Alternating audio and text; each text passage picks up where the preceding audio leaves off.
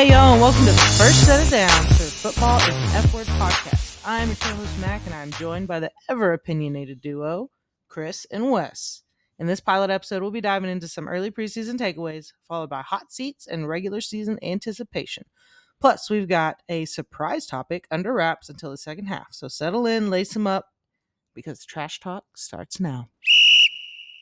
All right, John. So we have week one of the preseason out of the way. Were there any games that you guys watched or any games that stood out to you? Yeah, we're a little busy running around chasing the toddler, but we managed to get a couple views in. I With you guys, so yeah I definitely yeah understand that. you're attending the party. Our daughter turned 2 this past weekend. We had a fun time, but yes, I of course was taking a look at the Chicago Miami game. Um, One was a miss. yeah, it had its ups and downs. My takeaways really were for Chicago. They have a good defense, um, good defensive depth coming into the season. Through polls drafting the past few years, we've had some young defensive talent come through, and for the most part, the depth. Probably shouldn't say we, but the depth there is pretty good. I'd give it a B plus. You got Sewell at linebacker, Booker at defensive line, Blackwell cornerback, Owens at safety. I mean, there's quite a few at each position that gives some good depth. The red zone defense is still good. Dennis Allen in this new scheme is working it up, and I think it looks good. Offensive line not as deep, but it's still better than previous years. Caleb Williams didn't play. I think that's going to change this week, but I would argue that Bajent is my favorite as a QB2 to take over, win it over Case Keenum. Case Keenum has some plenty of experience and knows what he's doing. He was playing a little more with the threes. Bajent was out there with ones and twos, so I think he performed pretty well. I'd say he's got the number 2 spot if you ask me, but nobody's asking me. I mean, I Um, am, but yeah, that's true. Miami, Tua started his first game in the preseason since his rookie year. So he had a drive out there, looked decent. They got stalled in the red zone. The Bears defense stopped them. Second string defense, I believe, stopped them in the red zone. So that's still looking good. Their pass play was decent. Run game looked a little rough. I think they've got a decent little number 3 back in Ollie Gordon, getting him some reps. He looked okay, but that that run game didn't look good without Tua in there. Pass game was okay. Zach Wilson had some success, but special teams really for Miami took it over. Special teams played fantastic. They pinned Chicago back inside the 20 quite a few times to start out, and that'll do wonders, especially when on the opposite side they're running their receivers or their punt returners and kickoff returners. We're getting them 40-yard returns. They're looking good. So outside of that, Miami special teams looking good. They better hope Tua stays healthy. We'll see this offensive scheme from Ben Johnson, from Caleb Williams, hopefully this next coming week. And outside of that, it's pretty standard. That's how I feel. What about all you, right. Chris? I like that. I like Bajent. I Yeah. think he's I think he's a solid backup. I really do. I mean, if he was gonna come in, forbid he ever did, but if he did, I would feel comfortable. Um, After watching him, he's gotten a lot of backup play in preseason. You've seen, not much so much in the season. You don't see him too much out there, which is a good thing. He's backup, number 2, but when he's out there, he makes things happen. And for someone who doesn't get the field a lot, I see a lot of confidence. He's standing there throwing the ball with confidence and running the team, and I feel like the team respects him too. And it looks good. Because they know if they disrespect him, his daddy's gonna go in there and strangle him. Oh man, yeah, I've liked me some Tyson Bagent since he came in. I think he's done a great job being an undrafted free agent, or drafted out of a small university, just out of left field. Yep. Wes, All right. Well, I watched a game that probably isn't on many people's list as the game of the week. I watched Baltimore and Indy. Oh, Baltimore and Indy. mm, Okay, okay. Not much to speak of for this game, honestly. Especially on Indy side. Don't know what they're gonna do at quarterback, to be honest with you, and not really sure it matters because it's a mess over there. Um, Ooh. so I want to move over to the Baltimore side of things. Obviously, we basically know what we're gonna get from them come December. Most of their starters didn't play, so we didn't get to see a whole lot of that. But I want to give a special shout out to Keaton Mitchell, finally coming back from his injury that he had in 2023. Wow. Yeah, I actually rewatched the injury in preparation for this segment, and wish I hadn't because it's ugly. What I happened? haven't watched it. Oh, Yeah, oh, I don't recommend it. no. Oh, gosh. Chris doesn't But like I that believe stuff. I love it. I love watching it. Send me the link. I got you. I got you. But yeah, went 9 for 68. I believe in a touchdown. So yeah, he looked ready to go. Um, yeah, I mean, he was. That I mean, he was more help from Lamar Jackson. If he can yeah. make the roster. scout team hero is what I would call him for that game because he literally went off Yeah. for He no did. reason. Yeah, just had him a day. He did, and hey, go, come on, man. It looks good. Hey, we're talking about you, so Yeah. keep doing what you're Yeah, doing. And we're important. yes, sir. Yeah, exactly. We're important. Oh man, that's good. I like. I didn't watch much of that one, but Other than that, yeah, I mean, it wasn't much to speak of. other than the Just video you well, sent, Anthony Richardson, man, the Yeah, that's Devontae quarterback. not Webster had that's him a not day, but serious, is it? I think it's just his finger, right? see, the thing about that is, it's not so much that he got hurt; it's how he got hurt. That is true. I Just a I was watching complete and utter lack of blocking. yeah, I was watching Shannon Sharp's podcast, and they were talking about it. And he was basically like, "Look, I hope that's either on the tight end or the running back because if that's on Anthony Richardson, that's unacceptable for a third year guy to miss something like that." Yeah.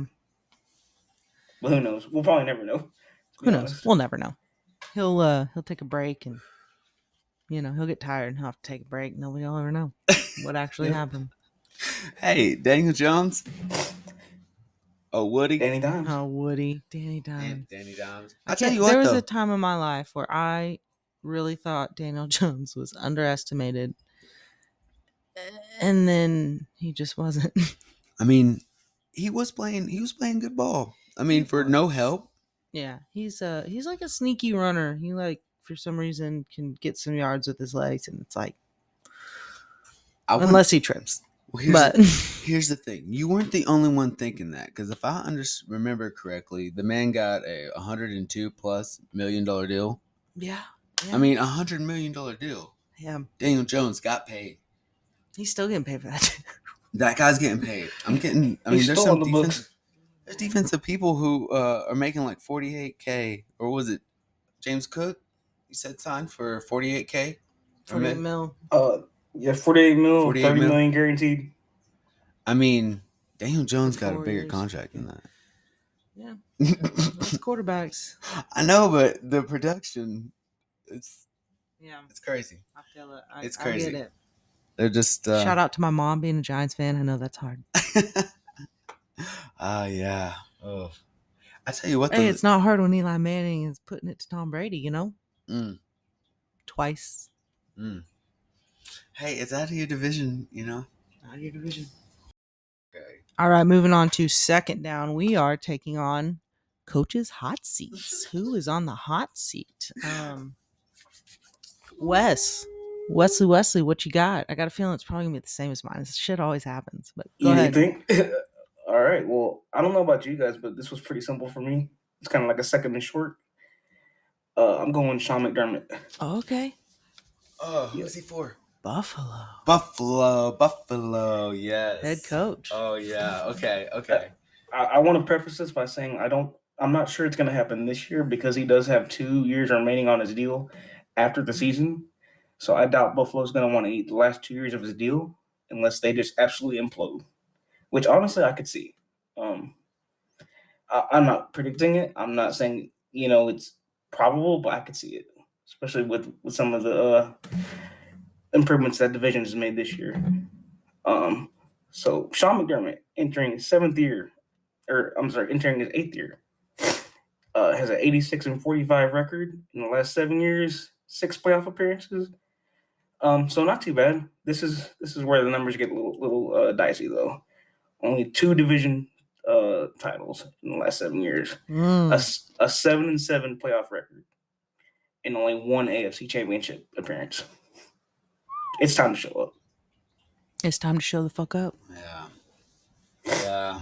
Yeah, I mean, When you put it like that, when you have Josh Allen at the helm, and there's a lot of different factors that go into. Don't make eyebrows at me. oh sorry. um, yeah, Hard Knocks is great. Yeah, and you got Josh Allen out there doing Josh Allen things, and I know there's a lot of different factors that go into losing to Patrick Mahomes, but you can only do it so many times. If your head coach can't get you through it, I don't know. I mean, that's kind of your department. I mean, if your team's playing their ass off, you got to outcoach them. Mhm. Yep. Your team's playing lights out, you got to outcoach them. I really think that's a thing because, I mean, Josh Allen and what you're seeing, and they make changes. You do see they don't seem to get all the pieces. What they say: your strengths get you in, your weaknesses get you out. Mm-hmm. And Buffalo seems to just kind of flatline. The defense doesn't get that big play when that moment's right. And then that magic seems to happen. On the opposite side, and it's just being on the other end of it. Yeah, I'm with you. Sean McDermott might. I'm with you. I On mean, that. 8 seasons. I mean, Well, going into eight. yeah. Yeah. I mean, Hey, I'm on the Buffalo to the Super Bowl this year train. well, here's the thing: that division was wide open the moment Tom Brady stepped out of it. Mm-hmm. So, and that's, I mean, I got mines in the same division. Oh yeah. Yeah. Hot seat for me. Mike McDaniel. Oh my gosh. I had a feeling this name was going to come up here Christopher's in the favorite segment. Christopher's favorite little gremlin. Mike McDaniel. Little Oh my Coke God. gremlin. Yeah. Mike McDaniel. That's my coach's hot seat. I think they got to prove something. I think they got to prove that they can do something without Tua. Um, he was hired in 2022. They missed the playoffs of season before. 2022 made playoffs barely at 9-8 and lost a wild card round to Buffalo, who was 13-3. So not the worst loss. And division. So barely made playoffs out the first round. Then in 2022, they had that season 2 years earlier is when they drafted Tua.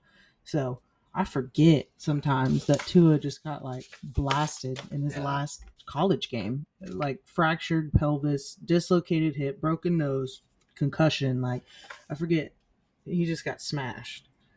And then you go into his concussions with the team. He's been up and down. They had a great year in 2023. They were on Hard Knocks in season that year.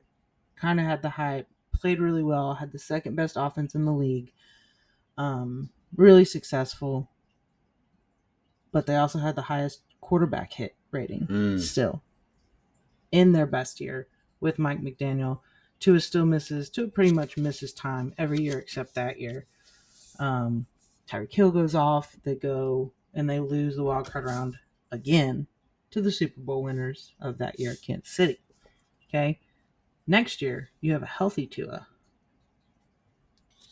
Okay. But he still misses 4 games. This was last year. Still misses 4 games. Tyreek Hill's all over the news. Offense flops without Tua. Playmakers are irrelevant.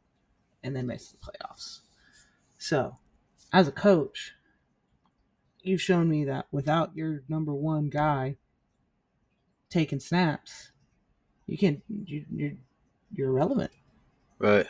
That's where your coaching needs to step in. I think Mike McDaniel is probably on the hot seat. If they're not successful this year, I wouldn't be surprised if something crazy happens. I mean, you get a Hard Knocks, you get a Tyreek Hill, you get a Waddle, I mean, here's the thing. It's all good and show, but you got to show up. And like I said, that division's been open, and it could be anybody's season. And the fact that Josh Allen's losing in the playoffs and you're not, I mean, you got to come on. I mean, the talent's there. The talent's there. So You got all the speed and all the talent, and I mean, I had Achan on my fantasy team last year, and if Tua wasn't in there, I mean, Achan was back and healthy. He was hurt the first year. I had him 2 years in a row, and then Tua isn't there, and the whole offense just is asleep. Couldn't get nothing done. Yep. And I know Mike McDaniel's not the offensive coordinator, but he runs the offense. You know, Shit rolls downhill. shit rolls downhill. You know, and you know, yeah, it is what it is. I mean, like I said, speed kills, but also you gotta know what you're doing to win more games. I mean, the defense, offense, everything. I don't know. You know how I feel about the head coach and let's be in real, Miami. there on any given play could be Tua's last play. I know, and So what are you gonna do after that? I don't want to get into that. What are you gonna do? It scares me.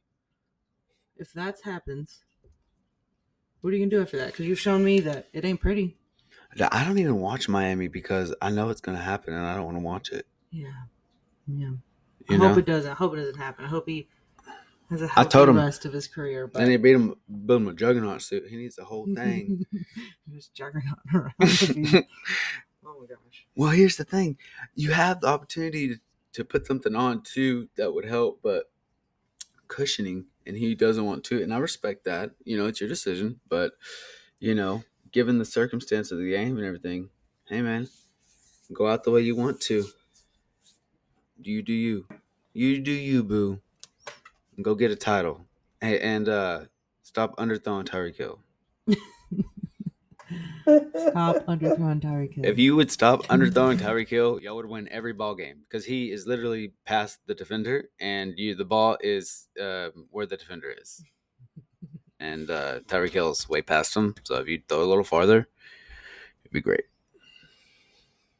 and you'd win. I promise you. Hey, you know what? Just throw up a 60-yard bomb Tyreek Hill first snap every drive, and you're good. If Josh Allen or Lamar Jackson had to a spot and they were Tyreek throwing to Hill, yeah. Tyreek Hill, I'm telling you right now, they overthrow the man if that's possible.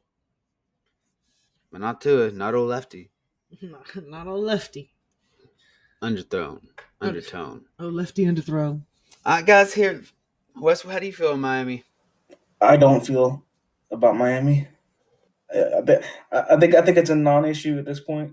You know, Honestly, you think that 2023 Hard Knocks year was their peak, and now it's back to normal? I think. I mean, at best, they're looking at third.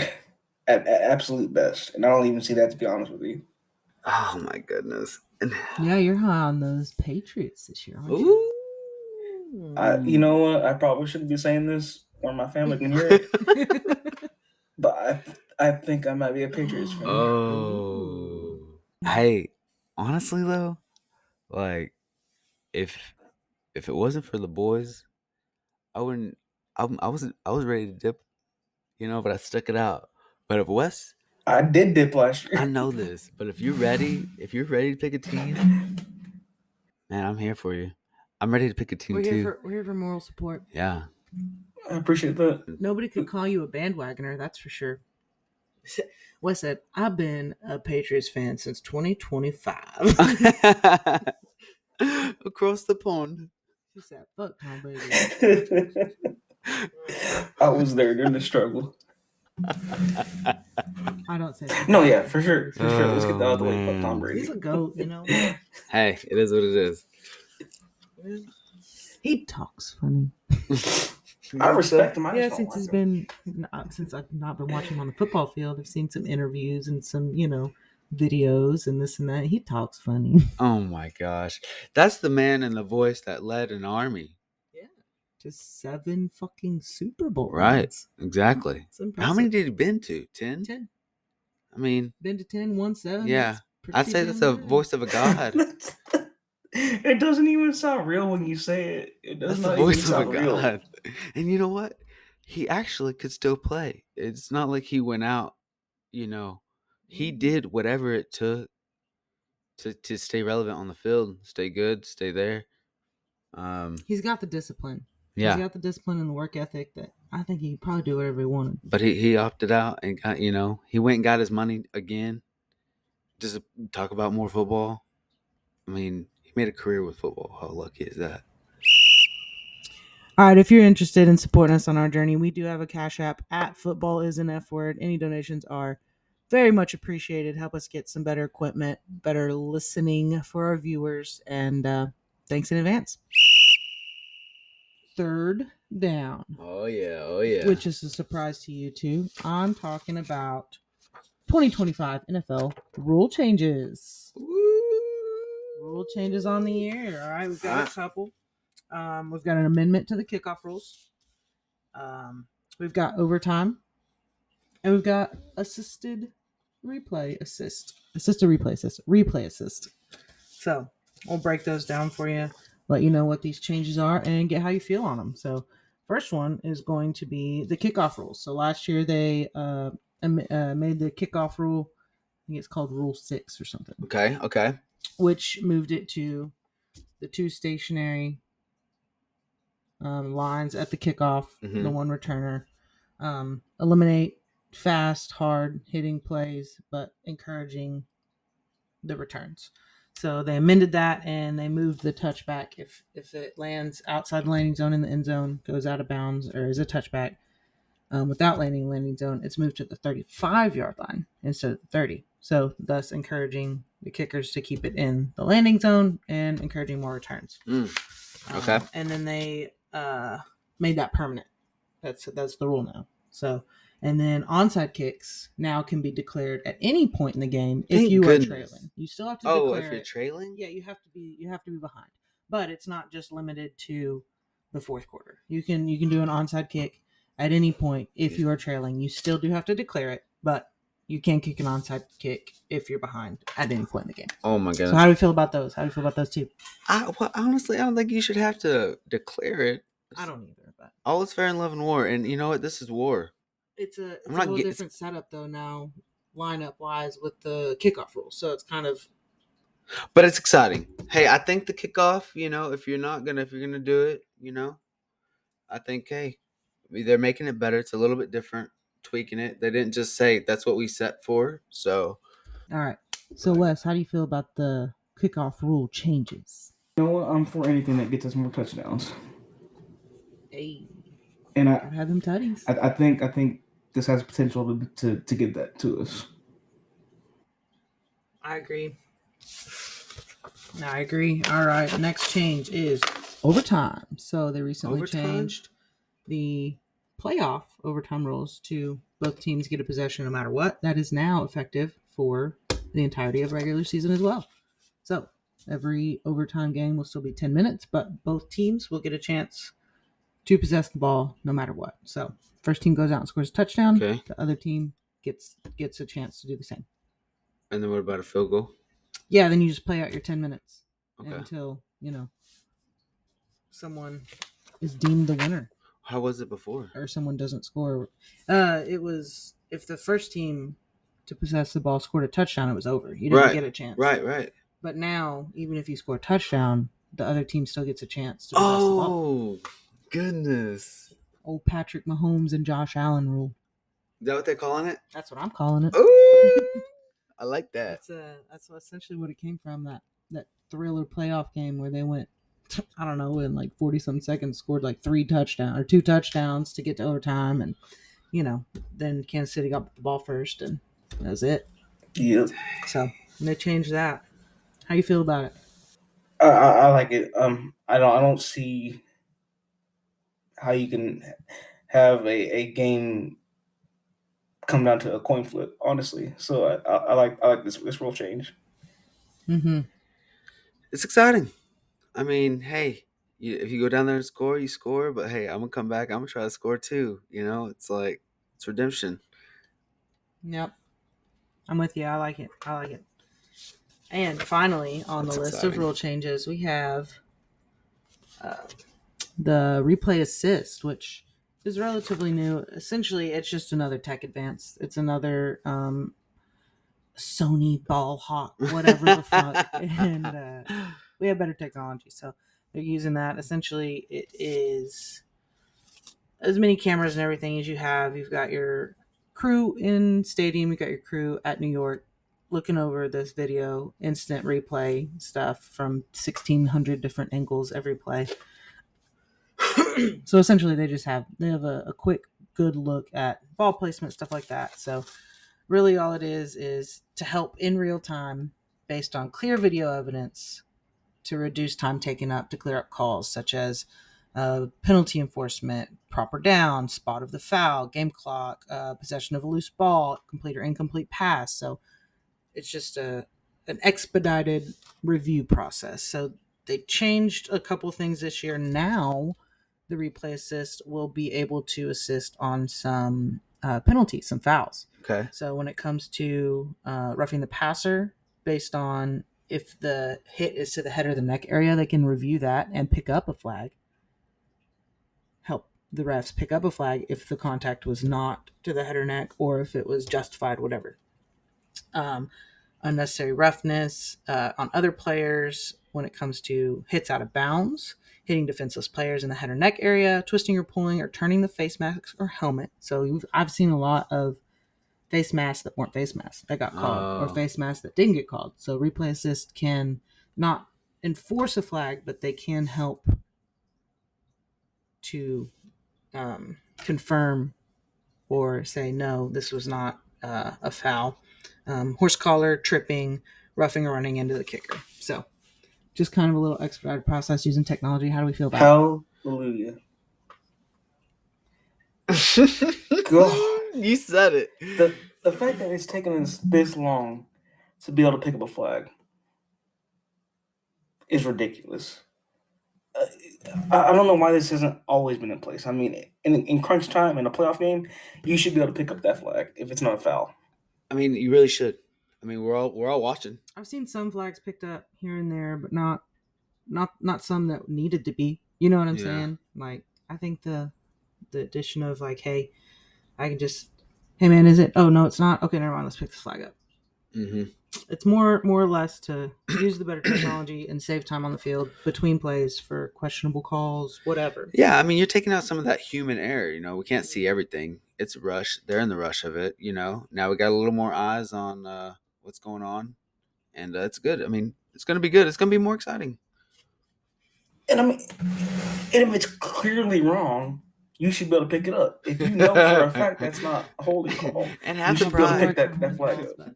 Maybe we'll get there one day. And have some pride. I know it's going to hurt. Some of it's still going to be subjective, but I think it's more of a time saver, and I think they expanded that on the fouls this year to make sure they get a lot of flack for some roughing the passer and this and that. So I thought I saw it, guys. My bad. Let me pick that up. That won't happen again. Oh, my bad. That's your 2025 rule changes for the year. Hey, Not much, but I like all of them. Yeah, I I think like all three. So I think it's good. It's good tweaking. I mean, they've been implementing, and they didn't. They were close, but did not ban the tush push. I was gonna actually do tush push, but it wasn't on the. So we got the tush push as a go this year. Tush push is a go. I like that. I know how I feel about the tush push. I love it. I think we need it. I think it's part of the game. I think I think it's the fact is it's coming, and you have to stop it. And the fact that you can't, love it. Say what I'm I for always it. say. It's the same 10 yards. You're If right. you let them get that close, 1 yard to it, stop the tush push.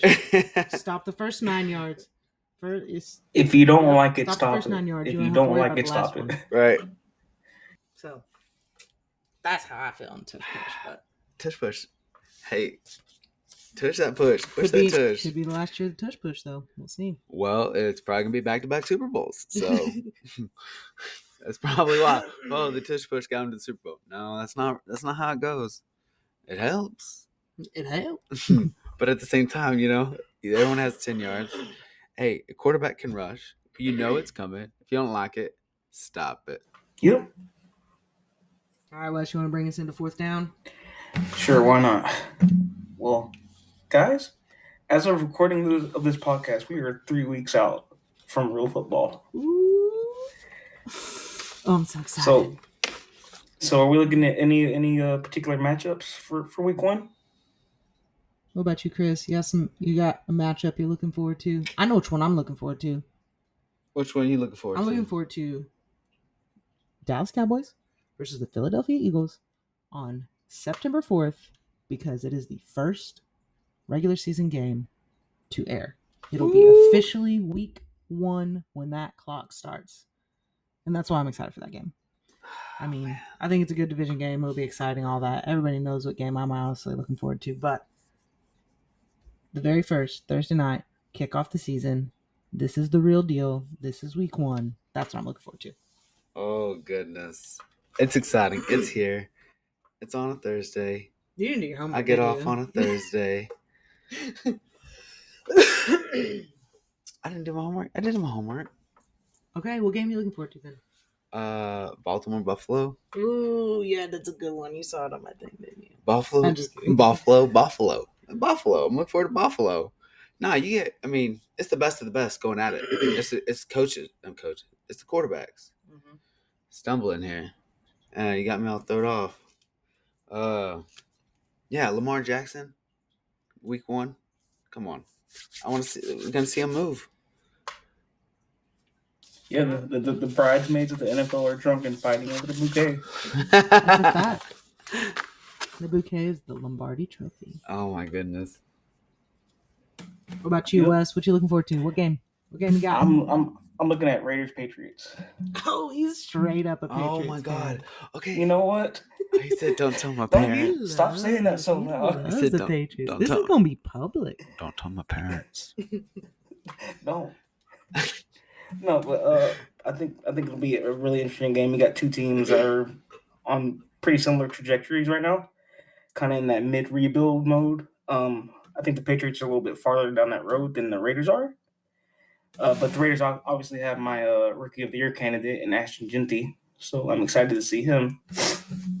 But yeah, honestly, I'm kind of looking at the Patriots for this one, kind of to see how they gel or start to gel for the season. Oh yeah, my man's high on it. Yeah, I love it. I love it.